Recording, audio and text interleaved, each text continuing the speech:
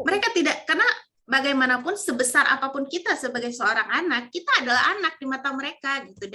Dan orang tua itu akan selalu merasa patah hati melihat anaknya sedih gitu. Jadi orang tua itu akan selalu merasa sedih ketika melihat, kok anak aku kayak gini ya, aku aja dulu besarin anakku nggak kayak gini, kasihan amat gitu, anak aku membesarkan anaknya dengan masalah yang kayak gini, misalnya kayak gitu kan gitu.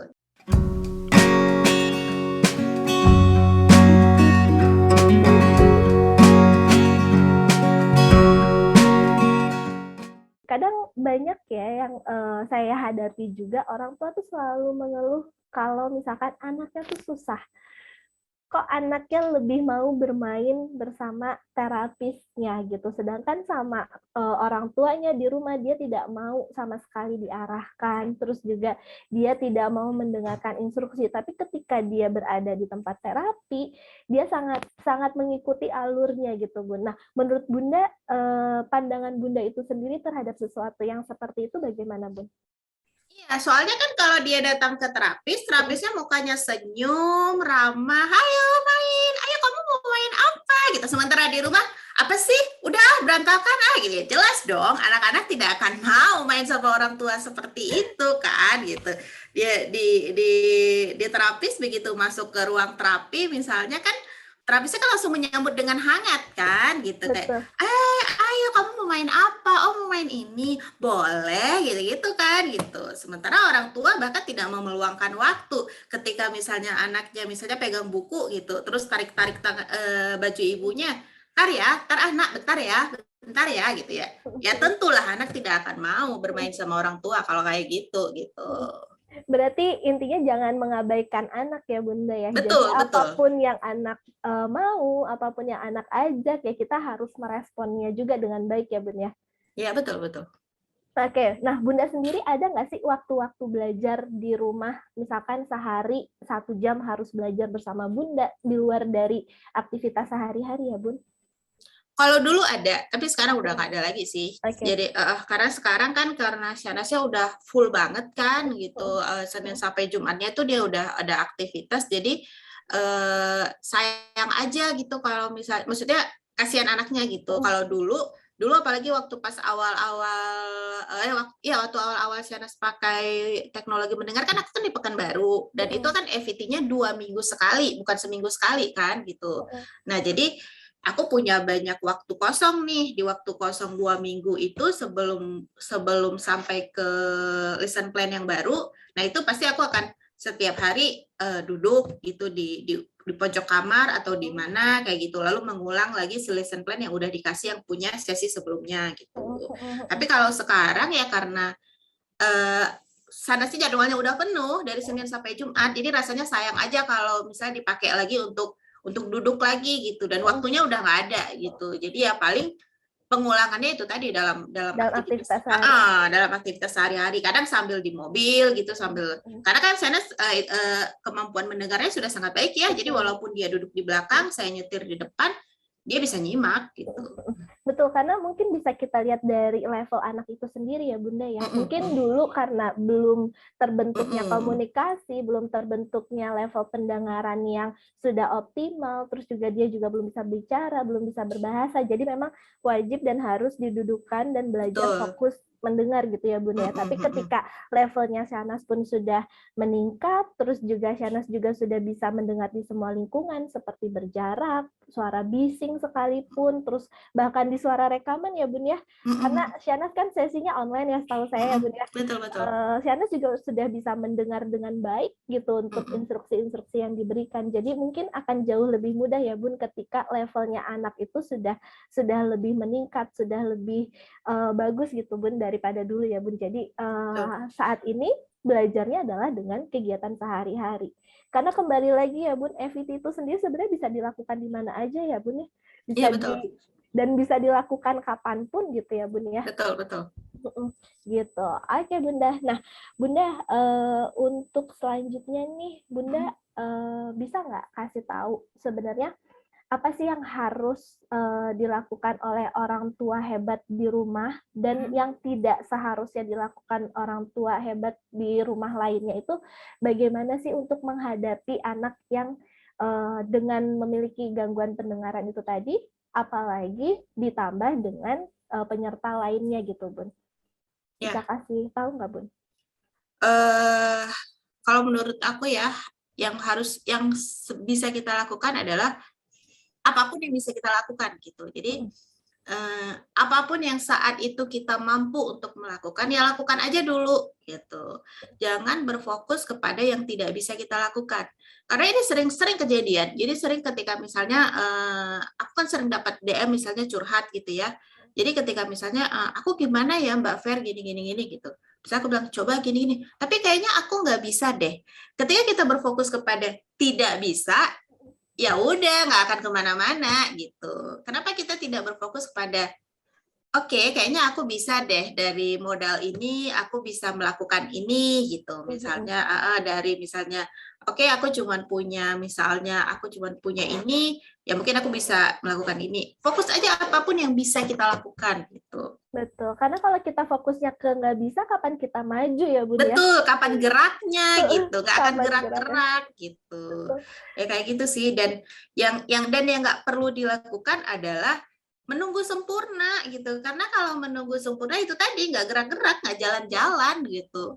Dan nggak ada yang sempurna lah gitu. Semuanya juga ada ada Hasilnya, kekurangannya ada gitu. tahapnya Iya, juga ya, betul Bun ya. gitu. Bahkan yang terlihat sempurna pun ya kan orang nggak pernah benar-benar tahu gitu. Yang orang tahu kan pucuk gunung es di atas ya, yang tidak terlihat itu di bawah Di banyak bawahnya. sekali gitu. Dan orang nggak pernah benar-benar tahu kekurangan-kekurangan orang. Jadi orang hanya melihat oh dia mah enak gitu. Kalau terus berpikir dia mah enak ya nggak maju-maju gitu. Iya, benar sih, Bun. Terus apa nih yang Bunda lakukan ketika Bunda mendengar kayak tanggapan dari orang lain yang tidak enak di hati Bunda, atau nggak misalnya dari orang lain karena mereka tidak tahu bawahnya tadi ya, Bun. Terus orang tersebut menilai Shahnaz gimana, menilai keluarga kita bagaimana gitu. Padahal belum tentu benar juga apa yang mereka berikan penilaian gitu. Apa sih yang Bunda lakukan, Bunda tanggapi dari pernyataan-pernyataan orang yang kurang berkenan dari Bunda? Kalau aku sih, aku selalu mengontrol apapun yang bisa aku kontrol gitu. Yang tidak bisa aku kontrol, aku tidak akan mengambil pusing gitu. Karena itu tadi energiku nggak banyak. Kalau semuanya harus dipikirin, nggak cukup dong ini otaknya gitu kan, gitu. Jadi aku hanya kan ada. Jadi katanya orang bisa berbicara apa saja. Gimana ya? Kalau aku jadi lupa. Mereka boleh berbicara apa saja, tetapi kita punya dua telinga untuk menutupnya. Aku lupa konteksnya seperti apa, tapi kurang lebih seperti itulah gitu. Jadi ya kita tidak perlu memikirkan hal-hal yang tidak perlu dipikirkan gitu. Maksudnya dia mau mengomentar apa aja ya terserah gitu. Itu kan urusan dia ya gitu. Nggak ada hubungannya dengan dan tidak berpengaruh juga gitu. Istilahnya kayak komentar dia nggak akan membayar tagihan aku juga gitu kan gitu. Jadi ya sudahlah gitu, biarkan saja gitu, biarin dia mau ngomong apa, dia mau apa gitu. Tapi sejauh ini nggak ada yang berpikir, nggak ada yang berkomentar miring, nggak gitu, cukup baik-baiklah semuanya. Kadang karena kita sering ketemu ini, Bun, di lapangan ya, Bun. Kadang orang tua yang baru pakai implan anak-anaknya, terus orang di sekitarnya, bahkan keluarga dekatnya seperti kakek neneknya, mereka selalu menuntut gitu.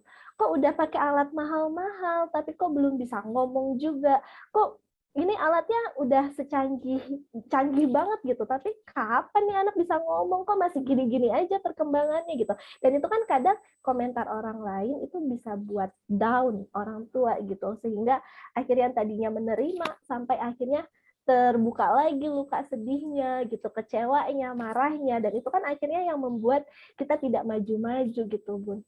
Gitu. Nah, menurut Bunda gimana tuh? Iya, betul. Jadi tuh ya memang biasa kayak masalah keluarga besar kayak gitu-gitu ya, terutama masalah orang tua kita sendiri gitu.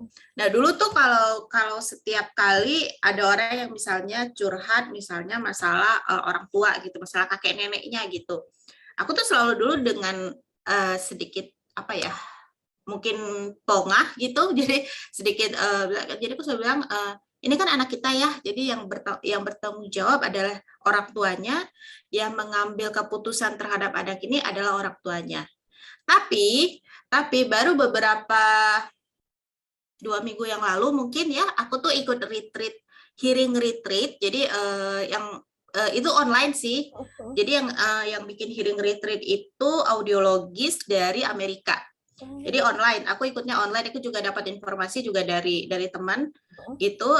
Cuman aku ikutnya itu, aku tidak ikut online karena kan kita ada perbedaan waktu kan gitu. Jadi aku hanya nontonin recording Zoom-nya aja gitu. Nah, ada satu statement menarik dari si audiologis ini. Jadi, dan itu buat kayak, jadi waktu aku dengernya aja aku tuh nangis gitu. Jadi dia bilang gini, sebagai orang tua kita itu berduka, tentu kita pasti berduka. Tapi pernah nggak sih kita sadar kalau orang tua kita, yang mana itu adalah kakek neneknya si anak ini, itu berdukanya double. Pertama, dia berduka melihat anaknya mengalami hal seperti ini. Kedua, dia berduka melihat cucunya. Iya, jadi kalau sebenarnya para orang tua ini kadang memberikan komentar yang tidak menyenangkan, kadang memberikan saran-saran yang terlihat tidak masuk akal, itu bukan maksudnya untuk menyakiti gitu. Mereka berduka 2 kali loh. Mereka tidak, karena bagaimanapun sebesar apapun kita sebagai seorang anak, kita adalah anak di mata mereka gitu, dan orang tua itu akan selalu merasa patah hati melihat anaknya sedih gitu. Jadi orang tua itu akan selalu merasa sedih ketika melihat, kok anak aku kayak gini ya, aku aja dulu besarin anakku nggak kayak gini, kasihan amat gitu, anak aku membesarkan anaknya dengan masalah yang kayak gini, misalnya kayak gitu kan gitu. Jadi dia berduka 2 kali. Di situ aku mulai mengerti, oh iya ya gitu, orang tua kita tuh tidak bermaksud untuk menyakiti gitu. Gitu. Hanya mungkin ya kemampuan komunikasinya seperti itu gitu kan. Gitu kan, bagaimanapun kan orang tua kita kan generasi boomer ya, generasi yang tidak terbiasa berkomunikasi yang gimana gitu sama anaknya gitu. Jadi mungkin dia tidak bermaksud untuk itulah gitu. Jadi ya mungkin kita juga sebagai anak bisa berbesar hati gitu. Dan doa orang tua itu sangat besar manfaatnya gitu kan gitu. Saya pun tidak mungkin bisa sampai di titik ini kalau bukan karena doa ibu saya, doa ibu mertua saya gitu, doa orang tua lah. Benar. Nah, nyambung lagi nih Bun, dengan support keluarga gitu ya Bun. Berarti sangat penting banget sebenarnya support keluarga ya Bun ya. Tentu gitu. Pasti. Dan Bunda sendiri di sini bisa cerita nggak support keluarga ke Bunda, support keluarga ke Shahnaz dalam menghadapi dan menjalani segala prosesnya ini bagaimana? Ya, mereka sangat support ya gitu. Dulu sih memang suka tanya, misalnya suka karena orang tua saya nggak mengerti gitu. Untungnya orang tua saya itu memang bukan tipikal yang ikut campur gitu. Tapi dalam arti mereka percaya gitu, maksudnya saya cukup mampu menyelesaikan ini gitu. Saya cukup jadi karena orang tua saya bilang, ya udahlah deh, mama juga nggak ngerti gitu, tapi paling nggak mereka cuma paling nggak ini gimana gitu, kayak gitu. Mertua saya juga sama gitu, jadi mereka tidak mencampuri apapun pilihan saya ya karena mereka tidak mengerti gitu ya. Maksudnya kan itu ini kan juga bukan kondisi umum yang terjadi sama semua orang kan gitu. Jadi memang mereka nggak mengerti, tapi ya yang paling penting dan aku yakin yang paling besar itu ya bentuk doa itu tadi sih. Betul. Dan kalau untuk ayahnya Shahnaz sendiri, terus kakak-kakaknya, karena kakak-kakaknya juga usianya lumayan rada jauh ya Bun ya, ke Shahnaz gitu. Dari yang mungkin ada perbedaan kehidupan yang dulu, terus akhirnya Shahnaz ada dan mengalami keterlambatan di berbagai macam perkembangannya, itu bagaimana bentuk supportnya mereka ke Shahnaz untuk membantu Bunda mencapai segala target yang sudah diberikan oleh terapis? Ya, ya mereka kalau kakak-kakak ya dalam bentuk sambil main ya gitu. Jadi aku pun tidak pernah membebankan apapun sih kepada kakak, karena bagaimanapun mereka anak-anak gitu. Bukan tugas mereka untuk menjaga Shahnaz gitu. Ya menjaga, tetapi menjaga sebagai seorang kakak gitu. Jadi aku tidak pernah bilang, ayo kamu gini dong ke adik kamu, ayo gini dong gitu. Karena kalau kitanya kayak gitu tanpa sadar nanti justru akan membuat si kakak benci nih sama adiknya gitu kan, bukannya malah masalahnya, maksudnya malah ini malah bukannya malah bonding, malah makin ini gitu. Tapi tentu misalnya kayak misalnya dalam percakapan sehari-hari nih gitu. Jadi ketika misalnya Shanas kan kadang suka ngomong satu kata dan kita sudah mengerti satu kata itu, terus langsung merespon gitu. Nah, jadi itu kadang saya suka ingetin, nggak usah direspon dulu, biar dia kepancing ngomong dua kata gitu. Ingatkan dia untuk bicara dua kata, kayak gitu-gitu sih. Jadi ya lama-lama mereka ngikutin juga alurnya. Misalnya sama Shanas kayak gimana gitu. Dan kakak-kakaknya sendiri pun memahami kondisinya Shanas ya Bunda ya. Karena posisinya kembali lagi ya, mereka masih anak-anak juga, mereka juga untuk berpikiran lebih kompleks tentang keadaannya Shanas pun mungkin bukan hal yang mudah gitu ya Bunda. Tapi kakak-kakaknya pun menerima kondisi Shanas, terus juga kakak-kakaknya pun dalam kegiatan sehari-hari pun bisa membantu juga ya Bunda. Iya betul, karena saya juga dari awal saya ceritakan sih gitu, karena saya nggak pernah meng-underestimate anak-anak saya gitu. Even waktu itu waktu pas awal Shanas ketahuan tidak mendengar itu tuh kakaknya umurnya 6 tahun, yang pertama 6 tahun, yang kedua 5 tahun gitu. Kan dia melihat gitu, saya bilang saya mau bawa Shanas ke dokter gitu. Waktu itu dia bahkan ikut waktu pas berak itu, dan saya ceritakan gitu. Karena kadang-kadang kita orang tua ini selalu menganggap anak nggak ngerti. Jadi ketika anak melihat lalu tidak mendapat penjelasan apa-apa, dia bingung ini ada apa gitu, kenapa adiknya tiba-tiba dipakein obat tidur, kenapa tiba-tiba bundanya nangis, ini kenapa gitu. Karena kita kan tidak memberikan penjelasan apa-apa, dan saya menjelaskan saat itu, saya bilang di telinganya adik ada yang tidak bekerja, jadi dia tidak bisa mendengar dan dia harus pakai alat. Sampai waktu itu dia buat gambar. Jadi anak saya yang pertama itu nomor 6 tahun itu dia bikin gambar gitu, gambar Shanas di tempat tidur ada dokter kayak gitu-gitu kan gitu. Itu kan bentuk dia mengekspresikan apa yang terjadi hari itu gitu, kayak gitu. Jadi saya selalu menjelaskan setiap ada diagnosis apapun, saya jelaskan gitu. Jadi karena penjelasan itu akan membuat si anak mengerti, dengan dia mengerti dia tentu akan berempati sama adik. Dan akhirnya membantu juga ya Bun dalam aktivitas sehari-hari juga secara tidak langsung gitu. Karena melihat adiknya dan dia tahu kondisinya, dan akhirnya dia juga membantu kebutuhan adiknya tersebut gitu ya Bun. Betul. Mungkin bisa dicontoh juga nih untuk para orang tua hebat yang memiliki kakak-kakak atau adik-adik, bisa dilibatkan juga, bisa dikasih pengertian juga tentang kondisi si anak ya Bun ya. Betul.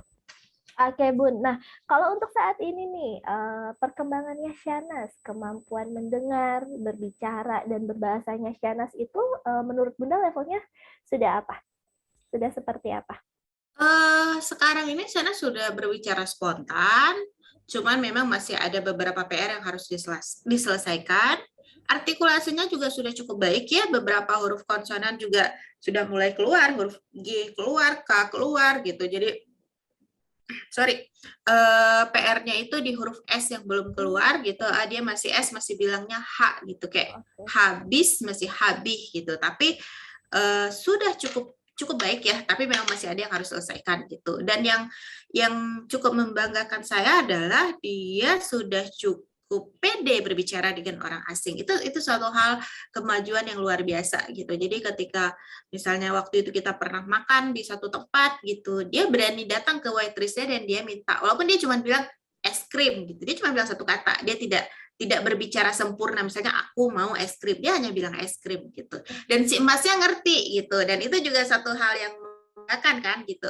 Jadi si emasnya ngerti, terus si emasnya sampai datangin ke meja saya, ibu ini adanya minta es krim, emang ibu mau pesan es krim kayak gitu kan. Jadi kan berarti artinya itu sudah terjalin sebuah komunikasi, walaupun masih dalam bentuk yang sangat sederhana kan gitu. Kan goalnya kita adalah gimana cara anak ini bisa berkomunikasi. Iya, tidak hanya dengan orang tua, tidak hanya di rumah saja, tetapi di masyarakat luas kan. Betul. Dan cara bahasanya, berbicaranya pun bisa dimengerti dengan orang awam ya Bun ya.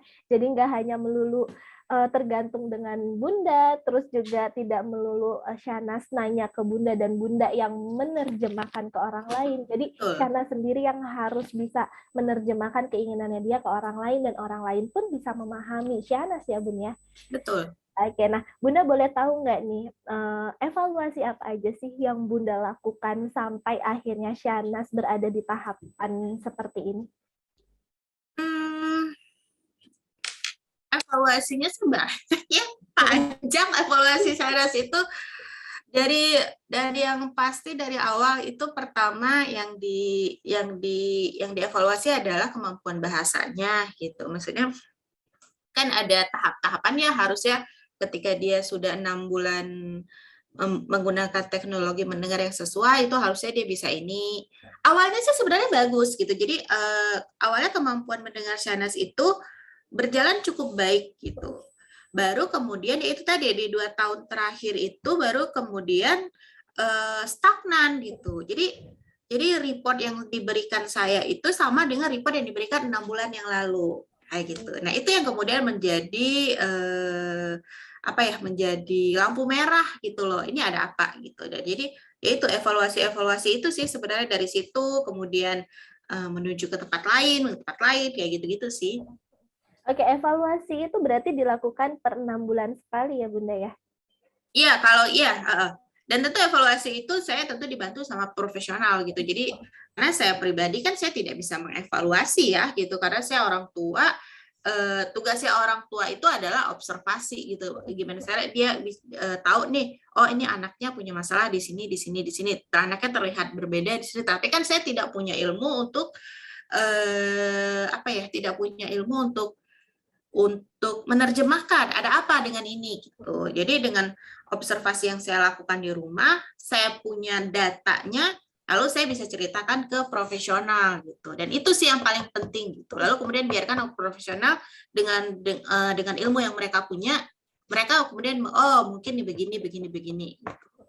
Oke, berarti ini ya Bun ya, kerjasama antara orang tua di rumah, peran aktif orang tua di rumah untuk mengobservasi itu sangat berhubungan langsung, berhubungan erat dengan para profesional ya, supaya para profesional pun tahu ya keadaan di rumah Shahnaz itu seperti apa, terus disesuaikan dengan keadaan Shahnaz saat sesi terapinya bagaimana, dan di situ kita mendapatkan hasil.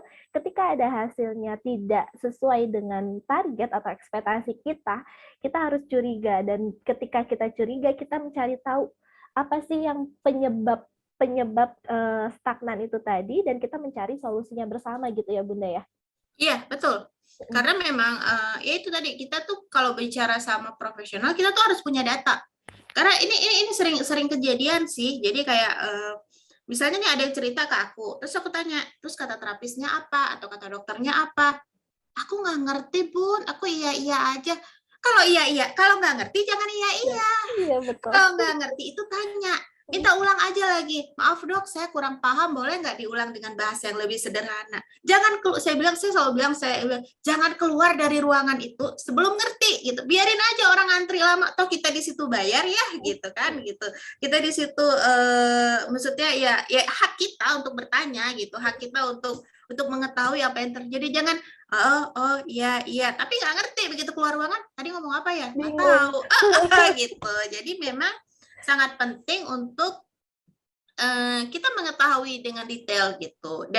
Dan saya juga bilang selalu, setidaknya nih kita sebagai orang tua belajar gitu. Belajar tidak harus menjadi profesional, belajar sebagai orang tua gitu loh. Dengan begitu kita punya bahasa yang sama dengan profesional. Karena kalau kita nggak punya bahasa yang sama dengan profesional, sulit untuk kita ngobrol dengan profesional. Kan itu tadi, profesional yang ngomong apa kita aja gitu, tapi apa nggak ngerti gitu kan gitu. Ya maksudnya ya itu, belajar itu yang suka kelewat gitu ya. Padahal sebenarnya penting gitu. Dan belajar itu nggak harus yang, ya maksudnya kan kita belajar hanya konteksnya itu adalah anak kita kan, kita nggak harus belajar. Berbeda dengan profesional, yang profesional kan dia itu harus mampu belajar berbagai macam kasus gitu, tapi kita kan tidak, sebagai orang tua cukup anak kita aja nih yang jadi studi kasusnya gitu, yang harus diperhatikan gitu.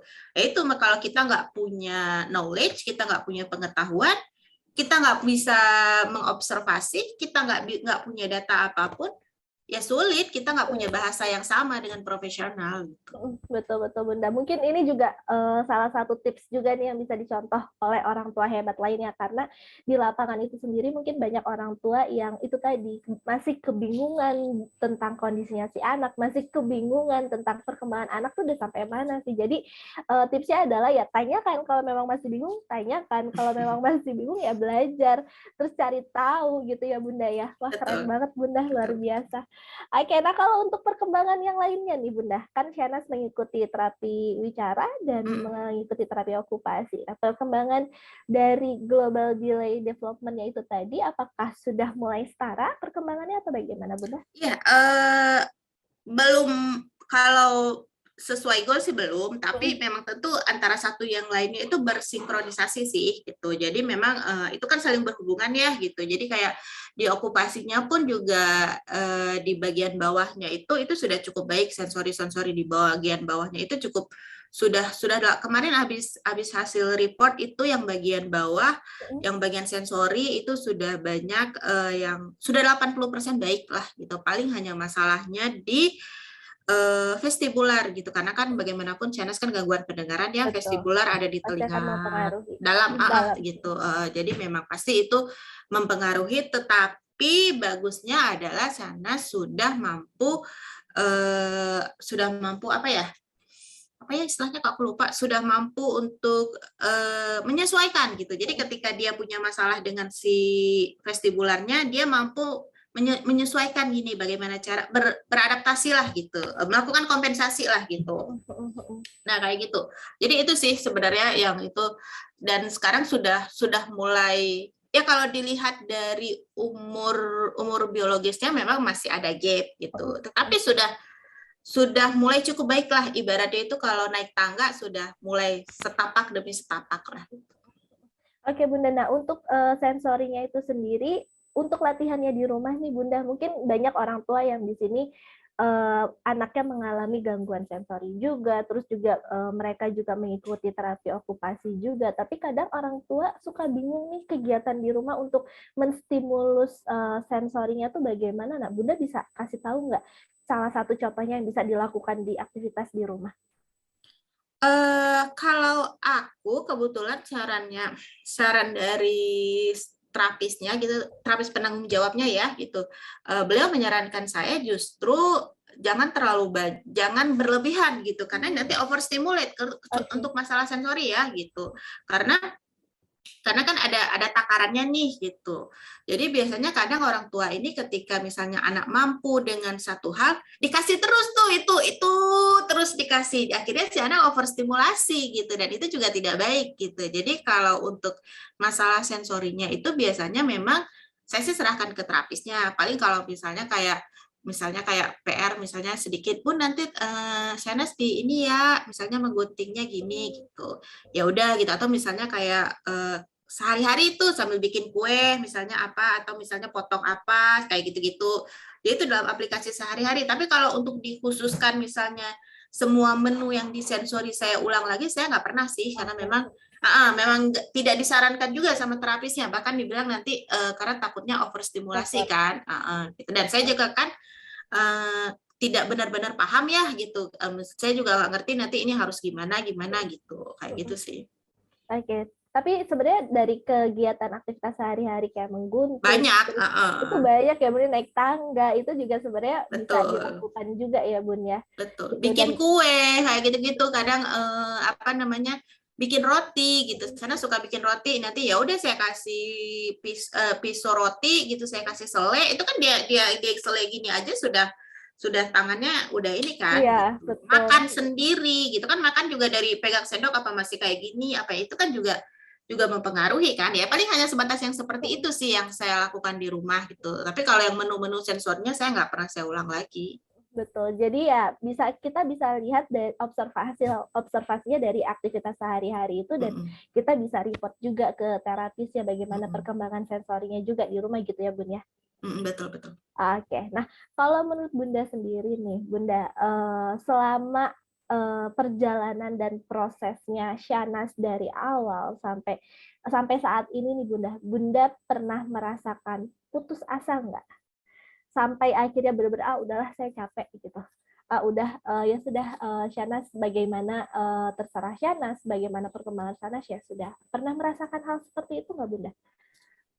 Kalau putus asa mungkin terlalu ekstrim ya, Hmm. nggak sampai ke situ sih. Tapi kalau capek itu tadi ya ada, itu adalah manusiawi gitu kan. Dan misalnya kalau apalagi kan Shahnaz itu nggak selesai nih screeningnya dari awal, dari pertama dia ketahuan gangguan pendengaran umur 18 bulan, lalu kemudian 2 tahun kemudian saya mulai screening lagi, saya cari satu-satu, bahkan sampai yang di endokrinnya aja itu tuh untuk bisa tegak diagnosis itu tuh 2 tahun lebih gitu loh, kayak tes ini gitu, dan itu kan melelahkan loh sebenarnya gitu. Dan ketika saya sudah lelah seperti itu ya saya berhenti, saya stop gitu. Dan saya tuh saya tuh punya jadwal gitu, punya Google Calendar sendiri. Jadi ketika saya stop itu saya tulis di kalender saya, misalnya tanggal segini saya stop, tapi saya kasih limit tanggal berapa saya mau jalan lagi. Tuh, misalnya saya kasih limit, misalnya hari ini tanggal Februari saya stop, berarti nanti Maret saya kasih waktu deh sebulan nih, sebulan saya nggak mau ketemu sama dokternya, pusing ketemu dia mulu gitu misalnya kan gitu. Ya udah 1 bulan kemudian baru kemudian saya bikin jadwal lagi, 1 bulan kemudian saya mulai lagi gitu sih. Jadi kalau putus asa ya nggak sampai segitu, tapi mungkin kalau ya capek ada lah. Gitu. Kalau udah lagi capek ya udah saya stop gitu. Tapi ini konteksnya ketika saya dalam mencari diagnosis gitu. Yeah. Tapi kalau misalkan habilitasi mungkin beda lagi urusannya gitu. Habilitasi mungkin ya kita nggak bisa post sembarangan, itu urusannya kan beda lagi. Ntar kalau post sembarangan yang tadinya udah ada kemajuan tiba-tiba mundur kan gitu, kalau tidak distimulasi kan gitu. Jadi ini konteksnya itu ya mencari diagnosis gitu. Betul, karena betul sih Bunda, konsistensi, komitmen itu sangat mempengaruhi perkembangannya anak ya Bunda ya, sampai akhirnya dia bisa mencapai segala tertinggalan ya kita butuh konsisten dan kita butuh komitmen juga gitu. Jadi nggak asal berhenti walaupun mungkin capek iya, tapi nggak boleh menyerah begitu aja. Betul. Oke, nah untuk Bunda sendiri nih, impian Bunda ke Shahnaz untuk masa depan bagaimana Bun? Kalau aku sih sebenarnya ini hal general yang aku inginkan ke semua anakku sih ya, bukan hanya untuk Shahnaz saja. Tentu pertama aku berharap mereka semua bisa bermasyarakat dengan baik gitu ya, dan yang paling penting adalah mereka semua bisa menjadi diri sendiri gitu, mengerti diri sendiri, memahami potensi diri sendiri, itu cukup penting gitu. Jadi karena banyak sekali ya, kita bahkan sampai orang dewasa pun sampai hari ini tuh banyak yang tidak pernah mengerti potensi diri dia sendiri gitu. Yang masih mengawang-awang gitu kan gitu. Dan tentu saya tidak ingin itu terjadi sama anak saya. Saya mau ketiga anak saya mereka paham potensi diri mereka sendiri. Itu sih yang paling penting. Dan bermasyarakat dengan baik ya itulah. Dan itu udah mulai ditanamkan juga ya dari kecil ya Bunda ya? Tentulah pasti. Oke, karena saya juga lihat nih story-story Bunda gitu di IG gitu, betapa Bunda membebaskannya Shahnaz gitu, melakukan yang keinginannya dia sendiri, terus juga Bunda bisa mengeksplor juga keinginan Shahnaz itu bagaimana. Jadi kalau saya lihat ya Bunda sebagai orang tua pun mengarahkan walaupun memberi kebebasan, tapi Bunda pun juga mengarahkan di situ ya Bunda ya. Ya, betul. Oke. Semoga impiannya Bunda tercapai nanti ke depannya. Amin. Shahnaz juga bisa membanggakan Bunda juga ke depannya. Dan yang terakhir nih Bun, ada nggak sih hal-hal yang ingin disampaikan ke semua orang tua hebat di sini yang menonton podcast kita kali ini? Kayak quotes-quotes gitu lah untuk penyemangat yang lainnya juga Bun. Ya. Banyak sih sebenarnya, saya tuh punya banyak koleksi quote ya, anak pintar ya soalnya. Apa ya, tunggu saya cari satu yang paling, tunggu. Tadi saya udah nyimpen tapi kok saya lupa ya. Apa ya? Ya, Jadi ini bukan quote-nya saya, ini anonymous sih, nggak tahu nggak ada namanya, tapi dan ini bahasa Inggris tapi saya sadur aja dalam bahasa Indonesia ya. Jadi ketika kamu menerima anakmu itu berbeda, berbeda loh ya, tidak lebih baik dan juga tidak lebih buruk, hanya berbeda. This is the first step. Itu adalah langkah pertama gitu. Dan hidup itu tidak selalu menunggu badai berlalu, tapi belajarlah untuk menari di dalamnya gitu. Itu sih. Wah, keren Bunda. Buat orang itu. Tapi keren, itu bisa jadi semangat juga ke orang tua. Amin, amin, mudah-mudahan. Oke Bunda, mungkin kalau saya tarik nih kesimpulan dari obrolan kita tadi ya, at the end memang penanganan untuk anak yang memiliki gangguan pendengaran dengan kebutuhan khusus penyerta lainnya itu tidaklah mudah. Tapi jika kita memiliki keyakinan, disertai konsisten itu tadi, komitmen, dan memiliki kegigihan dalam menjalani prosesnya, insya Allah ya Bunda ya, keberhasilan anak itu sendiri pasti akan ada di tangan kita. Iya, betul. Dan kita juga harus ingat, slow progress is better than no progress. Jadi sekecil apapun, kita harus tetap menghargai segala usaha dan kemajuan mereka ya Bunda ya. Oke Bunda, terima kasih Bunda. Sama-sama, terima kasih juga. Terima kasih nih atas sharingnya, seru banget Bunda sharing kali ini. Menurut saya sih sangat menginspirasi ya Bunda. Amin, mudah-mudahan ya. Semoga dengan sharing ini juga jadi penyemangat para orang tua hebat lainnya. Dan untuk pemirsa yang ada di podcast Rumah Siput Indonesia ini, jangan lupa juga untuk like dan juga memberikan komentar di kolom komen di tayangan podcast kali ini. Kalau bisa merasakan manfaat dari sharing ini, boleh langsung diketik komennya di sana. Dan juga jangan lupa subscribe YouTube-nya Rumah Siput Indonesia yang ada linknya ada di bawah ini. Nanti akan kita tuliskan di bawah ini. Dan juga pastinya jangan lupa untuk tetap stay tune terus di sosial media Rumah Siput Indonesia, dan linknya juga akan ada di bawah ini. Dan untuk Bunda Syanas, boleh kasih tahu dong untuk sosial medianya Bunda nih, siapa tahu aja ada orang tua hebat yang menonton ini mau sharing sedikit ke Bunda. Baik, kalau untuk Instagram itu aku ada di Fernanindita ya. Terus kalau untuk blog, sejujurnya sudah lama sih nggak pernah update blog lagi, tapi masih banyak tuh jadi kayak cerita-cerita Syanas itu semuanya masih ada di situ, dan beberapa mungkin masih bisa relate dan masih bisa masih bukan dijadikan tolak ukur, tapi masih bisa dijadikan bahan untuk sharing lah gitu ya. Nah itu kalau untuk blognya ada di www.fernanindita.com. Dan juga Bunda bikin buku ya Bunda, kalau boleh tahu. Oh iya. Boleh di-share juga ke orang tua. Kalau buku aku bikin buku anak ya, buku bergambar anak itu judulnya Aku Bisa Merawat Alat Mendengarku. Dia ada bentuk fisik dan bentuk digital. Bentuk digitalnya itu bisa langsung diakses di Gramedia Digital. Untuk buku fisik kebetulan saat ini udah nggak ada lagi ya gitu. Jadi memang dia sifatnya pre-order dan kebetulan sudah habis sih. Jadi udah nggak ada lagi. Tapi mungkin nanti kalau ada lagi biasanya akan di-share di sosial media aku. Oke, kalau gitu terima kasih Bunda atas waktunya, atas sama-sama. Ini sangat luar biasa sekali ya Bunda. Amin. Oke, akhir kata saya Gali Anggisa Aurora. Di episode kali ini saya pamit undur diri. Sampai jumpa di episode selanjutnya. Dadah Bunda. Bye-bye.